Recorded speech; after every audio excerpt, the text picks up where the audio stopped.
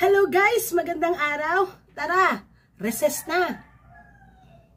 Kabataan, si Jesus ang kalakasan. Kabataan, si Jesus paglilingkuran. Ang ating food for the soul ay mababasa natin mula sa Psalms chapter 19, verse 14. Let the words of my mouth and the meditation of my heart be acceptable in your sight, O Lord, my rock and my redeemer.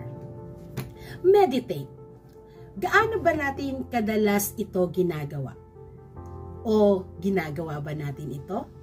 Psalms 19 verse 14 ties the words of our mouth to the meditations of our heart. Meaning, ang ating puso at ang ating labi ay magkaugnay. Kaya sinasabi, sa anumang laman ng ating isip ay nasasabi ng labi. Kaya't napakahalaga na sa lahat ng ating iisipin at sasabihin ay isipin nating mabuti. Isipin natin ng maraming beses nang may kasamang panalangin.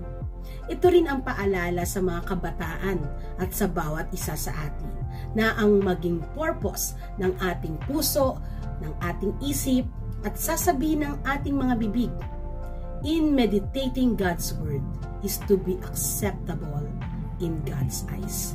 Ibig sabihin, kapag inisip natin ang salita ng Panginoon, kapag sinabi natin, ipinahayag natin ang salita ng Panginoon, kapag ating naramdaman ang salita ng Panginoon, ito ay maging katanggap-tanggap. Ito ay maging acceptable in God's eyes. Pero young people, ang meditation ay hindi tungkol kung ano ang iniisip ng Panginoon.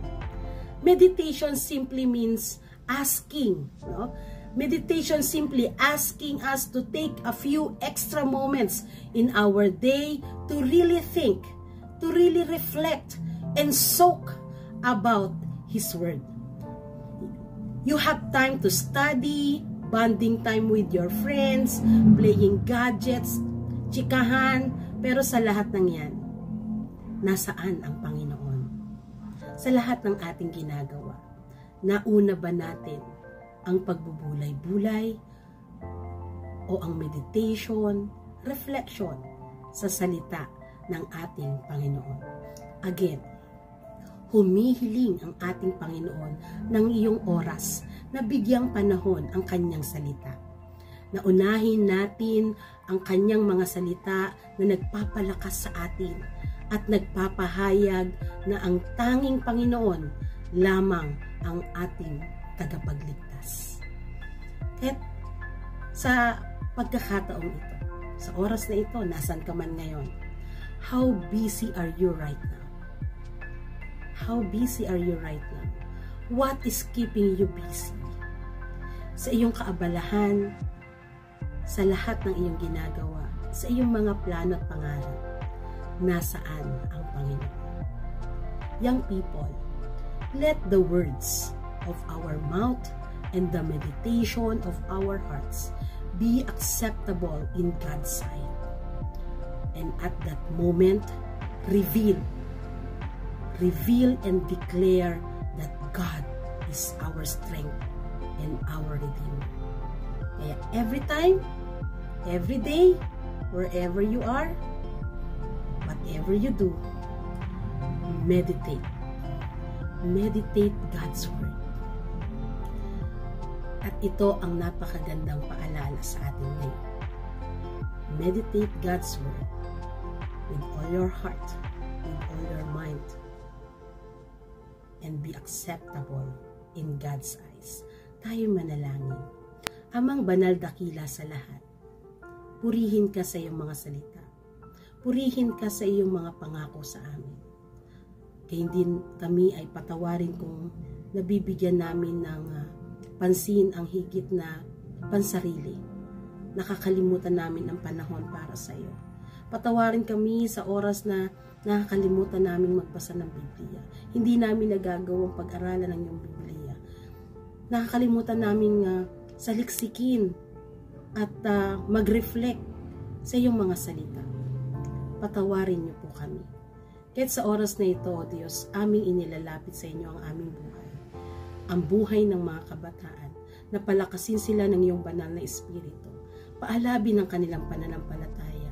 Patuloy silang magkaroon ng eagerness, ng willingness to reflect, to study, to meditate, and soak with your word.